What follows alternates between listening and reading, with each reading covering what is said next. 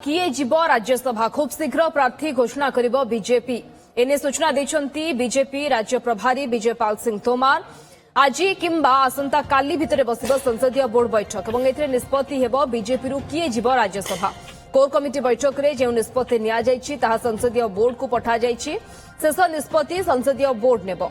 दिने दुई दिन भितरे नाम घोषणा होई पारे। बीजेपी राज्य सभापति मनमोहन सामल कहिसंती जे केंद्रीय पार्लियामेंट पार्टी शीघ्र निष्पत्ति नेबो।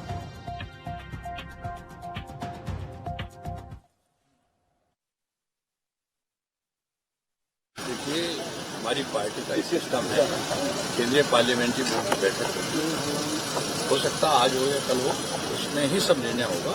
जैसे ही निर्णय होगा आपको अवगत सर कैंडिडेट चुनने के लिए तो वही पार्लियामेंट्री बोर्ड ही तय करता है। कोर कमेटी में कुछ नाम गया है दिल्ली के लिए। देखिए, कोर कमेटी की बैठक हुई है, उसमें जो सुझाव आए हैं वो सब दिल्ली भेज दिए गए।